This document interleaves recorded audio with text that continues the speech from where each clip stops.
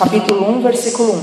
E sucedeu que nos dias em que os juízes julgavam, houve uma fome na terra, pelo que um homem de Belém, de Judá, saiu a peregrinar nos campos de Moabe, ele, sua mulher e seus 2 filhos.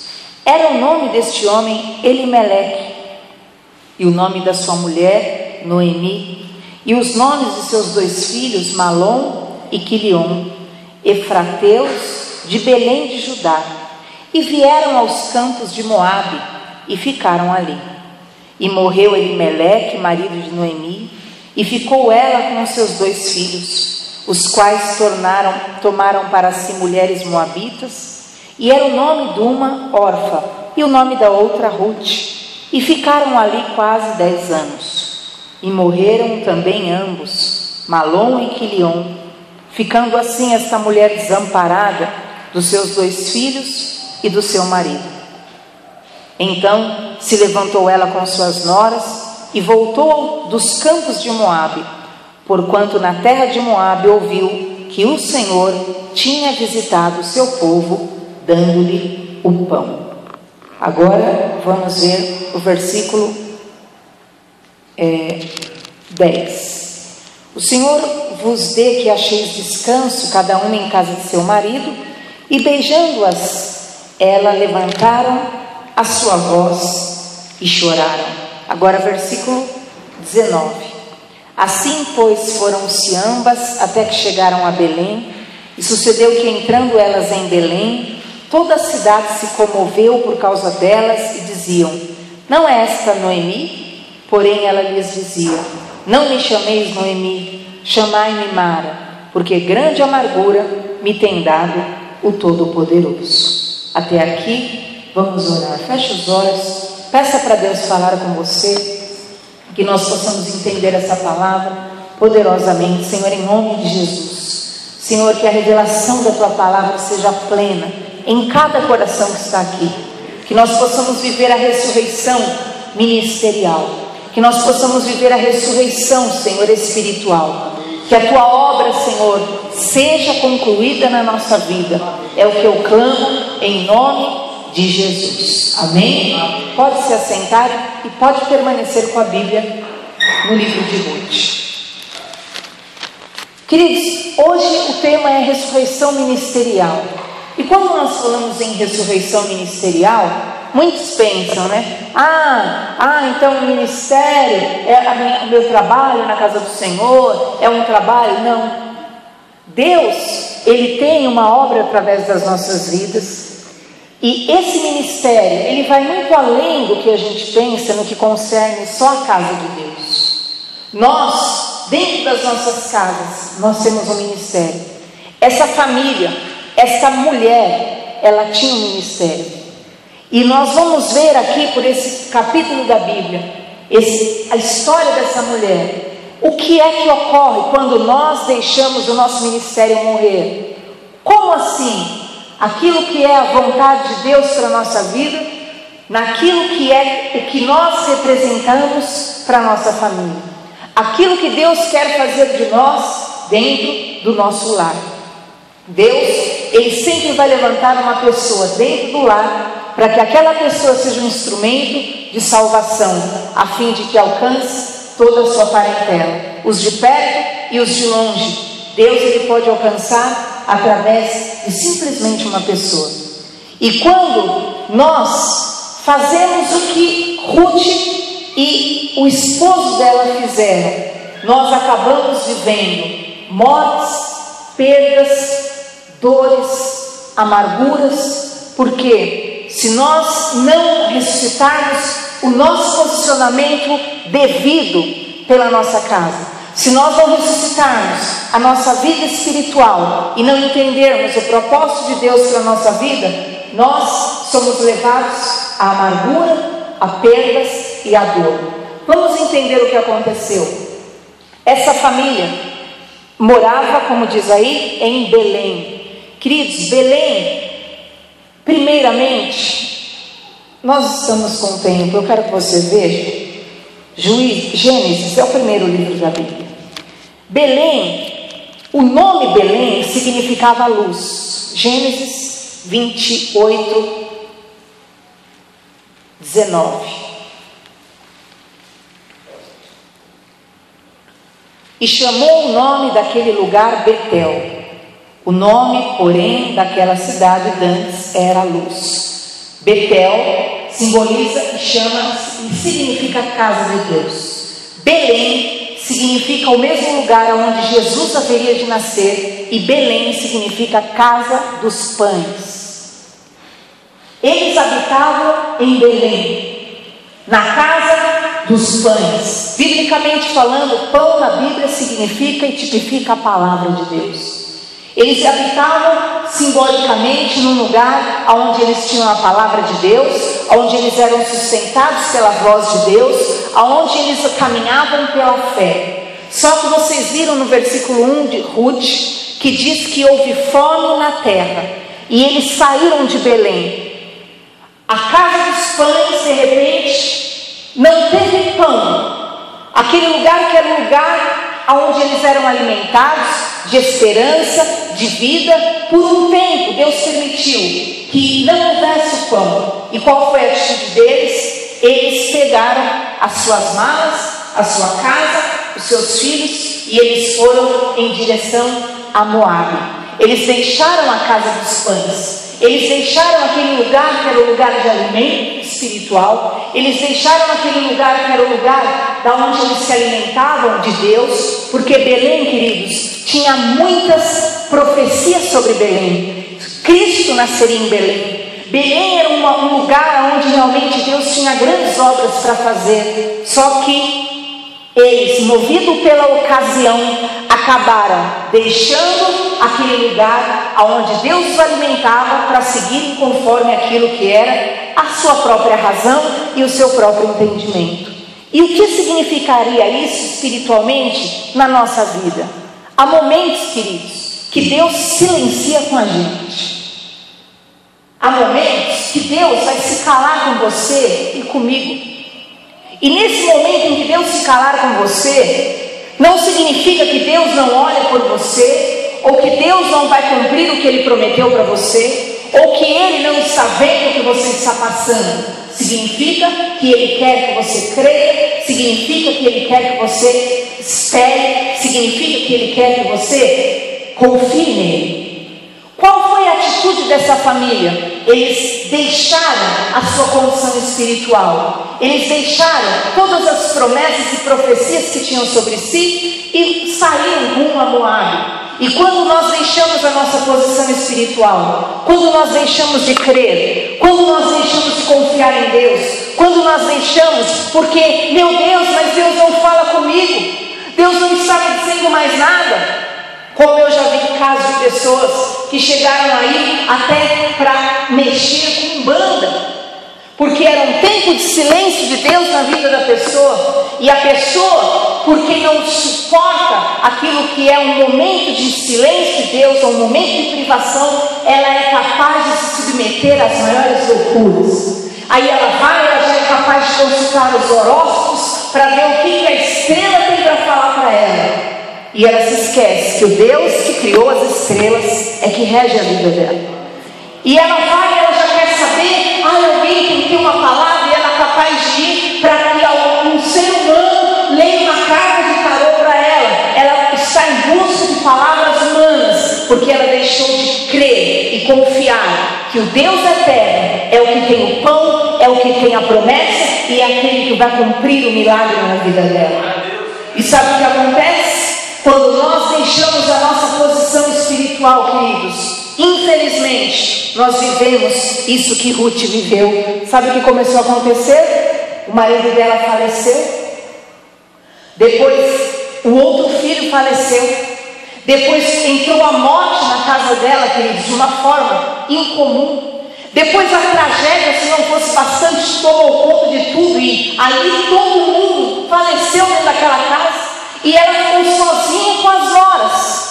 Quando nós não entendemos a posição que nós temos espiritualmente, aquilo que Deus quer confiar a nós e em nós, e nós simplesmente por um momento de impetuosidade, por um momento de incredulidade, por um momento de precipitação, nós rumamos conforme a nossa razão, nós andamos conforme aquilo que nós queremos e nós deixamos de confiar em Deus, nós estamos abrindo uma grande porta para aquilo que são o quê? Simplesmente as ações do mundo acontecerem. Enquanto eu estou debaixo da vontade de Deus, eu vou viver plenamente o querer de Deus para a minha vida. A Bíblia fala de forma clara: eis que ponho diante de vós dois caminhos, o caminho da vida e o caminho da morte, o caminho da bênção e o caminho da maldição. Escolha, pois, a vida para que vivas. Deus, Ele quer que nós permaneçamos no caminho da vida. Deus, Ele quer que nós permaneçamos, porém, há outros caminhos. Há o caminho do meu entendimento, há o caminho da minha incredulidade, há o caminho das minhas fobias, há o caminho das minhas crises particulares, há o caminho da minha incredulidade, onde eu posso usar da minha força. Só que esse caminho é o meu caminho carnal. Eu então vou trilhar por esse caminho só, e automaticamente não é castigo divino, não é nada, não é Deus que interfere nisso, é o livre-arbítrio que Deus te deu, que Deus então, Ele tem um caminho lindo para você, ainda que seja espinhoso, porque o caminho de Deus, queridos, não é, ele é só glória, não. A palavra de Deus diz que estreito e apertado é o caminho que conduz à salvação, e são poucos os que entram por ele. Largo e espaçoso é o caminho que conduz à perdição, e são muitos que vão por ele. O caminho de Deus, ele é apertado, mas eu te garanto uma coisa: ele te conduz a ruas de ouro e de cristal, ele te conduz à glória plena de Deus, ele te conduz a coisas sobrenaturais que o seu olho nem imagina, os seus olhos, a sua mente nem tem dimensão. É apertado, às vezes tem espinhos, porém é um caminho reto, e ele te conduz à salvação plena e à realização de coisas que você humanamente nem teria condições de alcançar. Porém, o caminho, da nossa vontade muitas vezes é um caminho largo, é um caminho fácil, como ocorreu, conforme diz a palavra de Deus, com Abraão e com o seu sobrinho Ló. Ele olhou para as campinas verdejantes, e ele olhou para aquelas campinas verdes, e ele falou: tio, eu quero aquelas campinas verdes. Esse caminho aí é deserto, eu estou longe disso aí. E o tio Abraão ficou ali naquele deserto. Só que naquele deserto era um caminho que iria levá-lo à terra da promessa. E Ló não, ele foi pela campina verdejante. Só que diz a palavra de Deus assim, irmãos, que Ló foi armando tendas até que ele chegou em Sodoma, lugar de destruição, lugar de violência e lugar onde havia maior pecaminosidade na terra na época. Então muitas vezes o caminho fácil necessariamente não é o caminho de Deus para você, mas ainda que hoje você esteja num caminho difícil, ainda que hoje você esteja sem pão, eu estou sem uma palavra, pastor, Deus silenciou comigo e Deus está falando para você: confia em mim, confia nos seus cuidados a mim, porque eu tenho cuidado de vós. Você não vai deixar a casa dos cães, você não vai deixar, mas estão sem pão, você não precisa de palavra nenhuma, não é estrela que fala sobre você, não são as constelações que regem tua vida, não é nada, tudo isso foi criado pelo teu Deus. Quem tem uma palavra para você está acima das estrelas, está acima das constelações, e o que ele fala, ele confirma, e ele tem poder de realizar na tua vida em nome de Jesus. E hoje o Senhor, ele quer restaurar a tua condição espiritual. Essa mulher, depois dessas perdas, depois dessas tragédias, quantas pessoas fecharam o coração e falaram: quer saber? Se você determinar realmente isso, querido, se você determinar que você vai fechar o seu coração e você não vai fazer mais nada pela sua família, então já começa a tomar um remédio para a depressão já. Porque se você for por esse caminho de não querer mover mais nenhuma palha espiritual pela sua casa, pode ficar sério, o diabo vai encontrar a ocasião. Deus, ele quer que você se posicione, ele precisa que você seja luz no meio dessa escuridão, para que aqueles que estão perdidos, para que aqueles que estão cegos, para que aqueles que estão dominados pelo clareados pela luz que há em ti. Então, não deixe a tua posição. Mas eu não estou aguentando, porque eu sou sozinho na minha casa. Eu não estou aguentando, eu não aguento levar isso sozinho. E Deus falou o que para nós? Quem quer vir após mim, negue-se a si mesmo, tome a sua cruz e siga-me. Irmão, em nome de Jesus, pega a tua cruz, caminha, pega a tua cruz, caminha. Mas eu não estou aguentando. Você vai conseguir alcançar tua família, você vai conseguir. A cruz não é para sempre, o peso da cruz não é para sempre. Jesus não está até hoje carregando a cruz, irmãos. Aquele Jesus que você vê pendurado na cruz, aquele Jesus não existe mais, irmãos.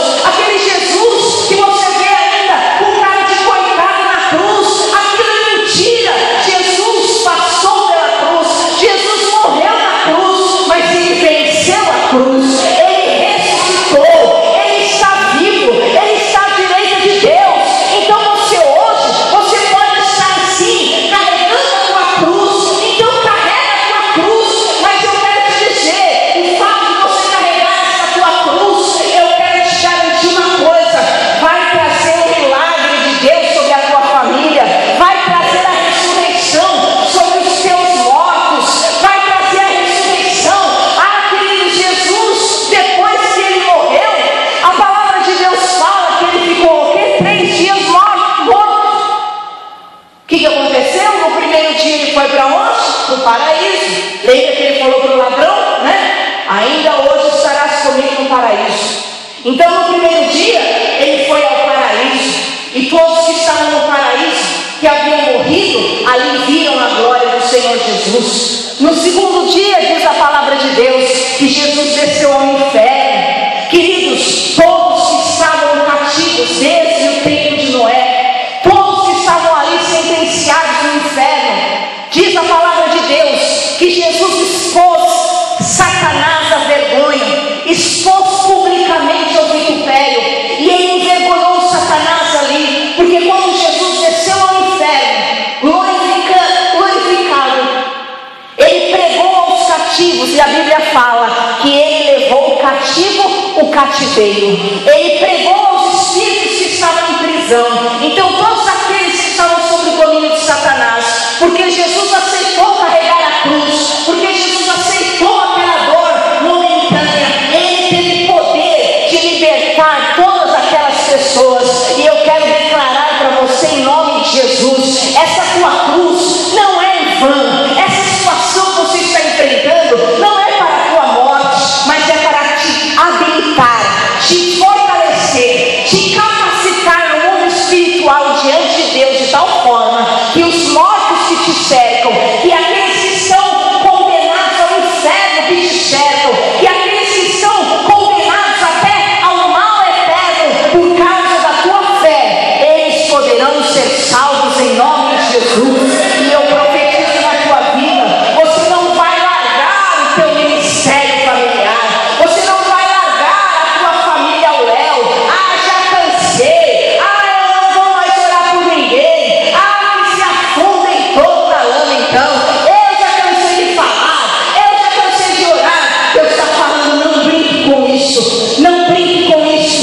Ainda que eu esteja em silêncio, ainda que eu esteja em silêncio, eu estou trabalhando na tua vida, e por causa de você eu tenho livrado a sua família. Mas não se entregue, não se entregue a Moabe, não se entregue ao mundo juntamente com eles, não se entregue, porque, queridos, a Bíblia fala que nós não podemos desprezar os desígnios de Satanás. Satanás anda ao derredor, rugindo como um leão, buscando a quem possa tragar. E você não tem dimensão.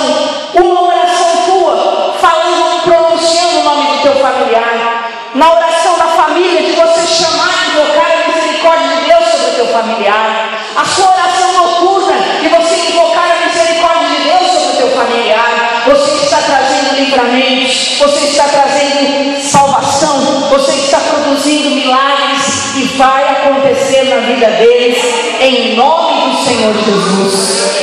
O que aconteceu com essa mulher? Não. Não tem mais palavra para a minha vida? Então, vamos seguir o rumo do mundo. Vamos seguir o rumo do mundo. E foi todo mundo caindo no meio do caminho. E ela estava como agora? Ela estava amargurada. Ela estava em cacos. Você vê que ela fala: não me chame mais Noemi, me chame amarga. Me chame amarga. Veja o versículo 21, só para você entender como ela saiu quando ela estava em Belém. Versículo 21 do capítulo 1. Cheia parti, Rute 1, porém vazia o Senhor me fez tornar. Por que, pois, me chamais Noemi? Pois o Senhor testifica contra mim, e o Todo-Poderoso me tem afligido. Cheia eu parti, quer dizer, enquanto ela estava em Belém, enquanto ela estava na casa dos pães, mesmo que ela estivesse sem pão, ela estava cheia de Deus. Ela estava cheia da glória de Deus, dos livramentos de Deus, da misericórdia de Deus, estava regando a vida dela. E hoje você está aqui, você tem estado diante do Senhor, e talvez você olhe para a tua vida, assim como o filho pródigo, você nem valorize, você pense: não, eu preciso de mais para estar bem. Como o filho pródigo falou: Deus, vai minha parte, porque eu vou seguir meu rumo, eu quero viver de uma forma diferente. Talvez hoje você julgue que você está até insaciado, que você não tem o suficiente da parte de Deus, mas somente quando ela viu o que era estar no mundo, o que era estar sem a cobertura de Deus, foi que ela percebeu: eu saí cheia de Belém, e agora eu estou voltando vazia, eu estou voltando sem nada, porque eu perdi tudo. E quando nós nos afastamos da graça de Deus, queridos, nós ficamos simplesmente com um grande vazio na nossa vida, e ainda as consequências do fato de nós não termos nos posicionado e não nos termos colocado como nós deveríamos, e nós não estamos mais com os frutos que nós poderíamos ter nas mãos. Por quê? Porque nós nos omitimos, porque nós nos cansamos, porque nós dizemos: eu não vou mais lutar, eu não vou mais buscar por eles, não. O que aconteceu? Todo mundo pereceu. E que hoje cada uma de nós possa viver o despertamento que essa mulher viveu em nome de Jesus.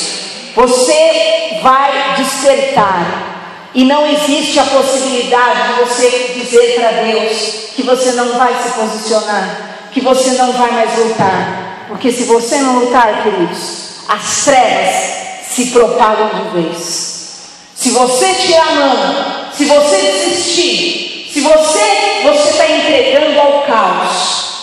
Mas Deus, Ele quer que você se levante como um luzeiro, porque Ele disse: vós sois a luz do mundo, e que você não deixe a sua chama apagar. E hoje você precisa, e eu preciso, e nós precisamos ressuscitar naquilo que é o nosso chamado, naquilo que é a vontade do Senhor para a nossa vida, em nome do Senhor Jesus. Amém? Então nós vamos ver, quando ela acordou, quando ela resolveu despertar, as atitudes que ela passou a ter. Eu quero que você veja na palavra de Deus, o capítulo 3 de Rute ainda.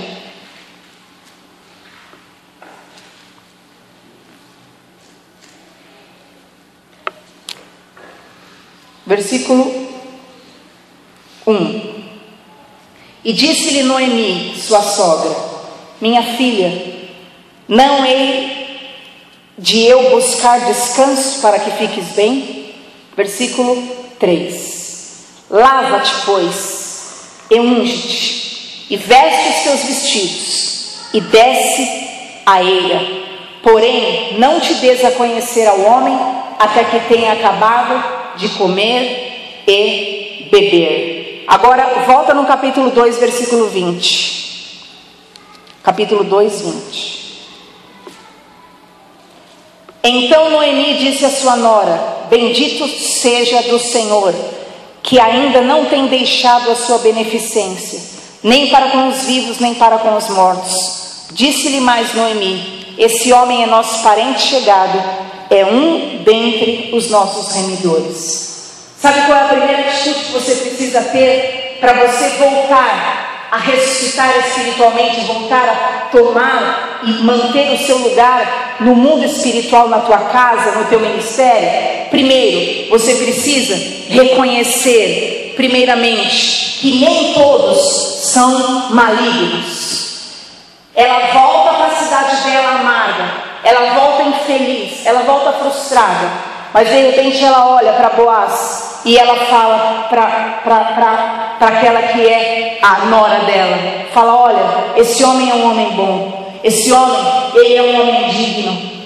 Aquele momento, aquela mulher que estava amargurada, aquela mulher que estava desacreditada do relacionamento humano, aquela mulher que estava desacreditada das pessoas, primeiro, ela volta a acreditar que não é não, que tudo está mal, que tudo não presta, que ninguém presta, que está todo mundo destruído, que ninguém tem condições de nada.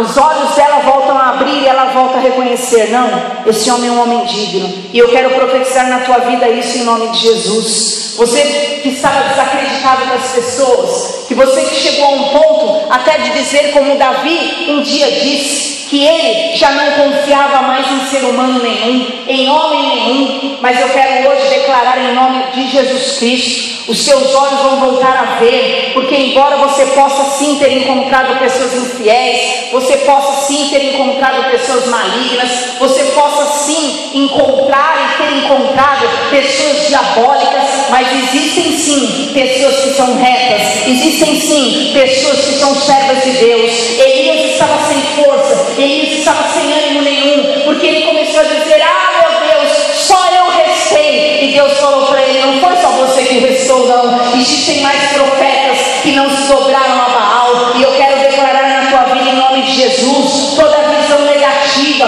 onde você vê que ninguém presta, onde está tudo errado, onde tudo é ruim, Deus vai voltar a abrir os seus olhos e você vai voltar a ver. Existe sim pessoas dignas como você, pessoas que buscam a vitória como você, pessoas que são sinceras como você, pessoas que querem a verdade como você, pessoas que querem a retidão como você. Então você, essa decepção que quer amargurar a tua alma, que quer fazer você se tornar uma pessoa fria, apática, desacreditada, sem relacionamento nenhum, vai acabar em nome de Jesus. Porque a primeira coisa que Noemi precisou dizer, ela precisou confessar que aquele homem era um homem, que ele era alguém digno, ele era alguém bom sim. E eu quero declarar na tua vida, existem sim pessoas aqui estão ao teu lado para lutar, existem sim na terra, existem sim pessoas que estão buscando a Deus, existem sim pessoas que querem a Deus. E eu quero declarar, você não estará só na tua busca,